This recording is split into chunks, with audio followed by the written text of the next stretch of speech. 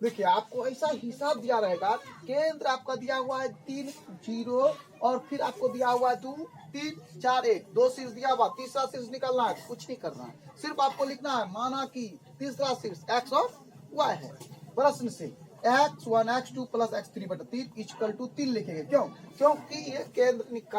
नियामक निकालने का सूत्र होता है। ठीक, फिर आप लिखिए उसका मान को बैठाइए, x1 वादू फिर 1 है, फिर x लिख दिए क्योंकि x है मेरा, 3 लिखे और इसका जब हल करेंगे 3 2 3 हो जाएगा प्लस x, फिर 3 से गुना के 3 3 9, फिर ये क्या है x है, 3 इस पार में जो है जोड़ में है, ऊपर जाएगा घटा करेगा और x बराबर आपका हो गया 6।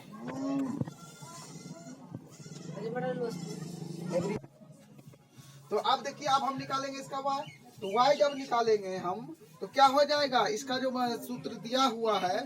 वो है क्या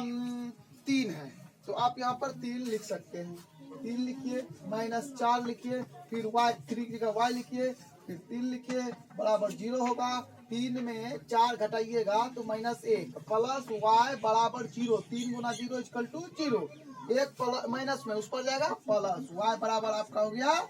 1, इसका मतलब हो गया तीसरा 300 तीसरा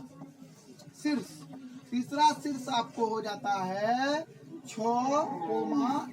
ये रहा, यही आपका आंसर हुआ। देखिए एक त्रिभुज है ABC जिसमें ABC तीनों शीर्ष दिया हुआ है, शीर्ष का नियामक दिया हुआ है और केंद्र का नियामक क्या होगा ये हमको निकालना, इसमें हड़बड़ाने की कोई बात नहीं, आप आसानी से लिखिए। देखिए लिखिए x1 बराबर क्या है 1, x2 बराबर क्या है आपका 5 और x3 बराबर क्या है बराबर 8, फिर y1 बराबर आपका हो गया 0, y2 बराबर हो गया -2 और फिर हो गया आपका x y3 बराबर हो गया 2। देखिए यहाँ पर मिस हो गया था, यहाँ माइनस है, ठीक है। अब फिर एक बार रीचेक कर लीजिए, x1 बराबर -1,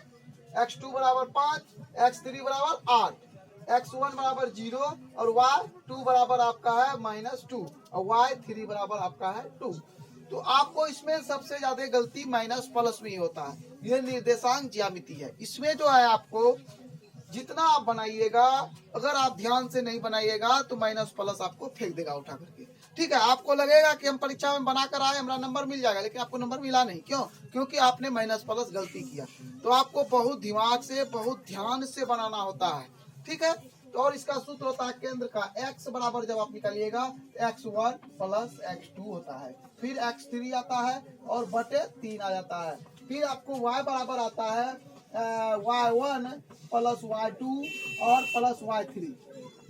बटे आपको 3 हो जाता है। ये सूत्र भी है, आप परीक्षा में 1 नंबर में ये सूत्र भी पूछेगा तो आप इसको भी याद कर लीजिएगा तो आपका काम हो जाएगा। फिर x1 क्या है आपका, ध्यान से देखिए, तो -1 है लिख लिए, फिर 5 है लिख लिए, फिर 8 है लिख लिए, फिर यहाँ पर 3 लिख लिए, कोमा दे दिए और फिर यहाँ बराबर है y1 क्या है मेरा 0 है लिख लिए, y2 क्या है तो माइनस है तो प्लस माइनस माइनस होता है 2 लिख लिए और +2 कर दिए बटे 3 कर लिए, ई और कट जाता है आपका, यहाँ पर होता है 8 5